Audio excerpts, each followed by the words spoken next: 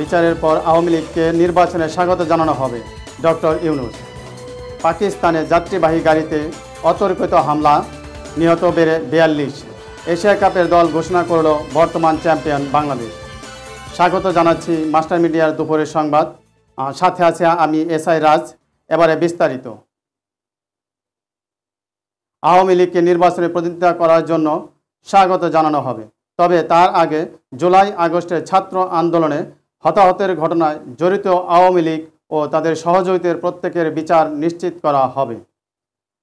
তাদের জবাবদিহিতার আওতায় আনা হবে।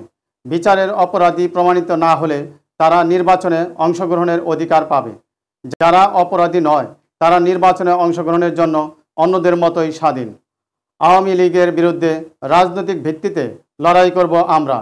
জুলাই আগস্টের গণ অভ্যুত্থানে নিহত ও আহতদের নিয়ে কথা বলার পাশাপাশি আওয়ামী লীগের নির্বাচনে ফেরা ইস্যু নিয়ে টাইম ম্যাগাজিনকে দীর্ঘ এক সাক্ষাৎকারে অন্তর্বর্তী সরকারের প্রধান উপদেষ্টা ডক্টর মোহাম্মদ ইউনূস একথা বলেন। পাকিস্তানে যাত্রীবাহী গাড়িতে অতর্কিত হামলায় 42 জনের মৃত্যুর ঘটনা ঘটেছে। বৃহস্পতিবার পারাচিনা থেকে পেশোয়ার খাইবার পাখতুনখোয়া প্রদেশের কুররাম জেলায় পথিমধ্যে এই হামলার ঘটনা ঘটে। আহতদের বিভিন্ন হাসপাতালে ভর্তি করা হয়েছে এবং বেশ কয়েকজন THQ হাসপাতালে চিকিৎসাধীন রয়েছে। চারখেল ও মান্দরি এলাকায় বন্দুকধারীরা প্রায় 1 ঘন্টা ধরে যাত্রীবাহী হাসপাতালে গুলি চালায়। এতে ঘটনাস্থলেই কয়েকজন নিহত হয়েছে। সশস্ত্র বন্দুকধারীরা পাহাড় থেকে গাড়িতে গুলি বর্ষণ করে এ হামলা চালায়। তবে হামলার কারণ জানতে তদন্ত চলছে বলে নিশ্চিত করেছেন খাইবার পাখতুনখোয়ার আইনমন্ত্রী আফতাব আলম। অন্যদিকে নিহতদের পরিবারের প্রতি গভীর শোক ও এই হামলার তীব্র নিন্দা জানিয়েছেন পাকিস্তানের প্রেসিডেন্ট আসিফ আলী জারদারি। এবারে খেলার খবর। চলতি মাসে সংযুক্ত আরব আমিরাতে অনুষ্ঠিত হবে অনূর্ধ্ব-19 এশিয়া কাপ। টুর্নামেন্টকে সামনে রেখে 14 সদস্যের দল ঘোষণা করেছে বাংলাদেশ ক্রিকেট বোর্ড BCB।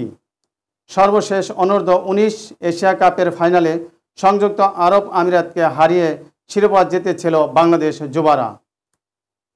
এবারের এশিয়া কাপে বাংলাদেশ দলকে নেতৃত্ব দেবেন আজিজুল হাকিম তামিম।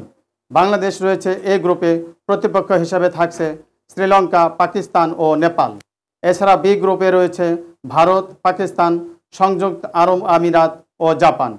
আগামী 29 নভেম্বর থেকে মাঠে এবারের এশিয়া কাপ টুর্নামেন্টের উদ্বোধনী দিনেই আফগানিস্তানের বিপক্ষে খেলবে যুবা টাইগাররা। দ্বিতীয় ম্যাচে 1 ডিসেম্বরে বাংলাদেশ খেলবে নেপালের বিপক্ষে। আর 3রা ডিসেম্বর গ্রুপ পর্বের শেষ ম্যাচে লঙ্কানদের বিপক্ষে খেলবে জুনিয়র টাইগাররা। এতক্ষণ সাথে থাকার জন্য ধন্যবাদ।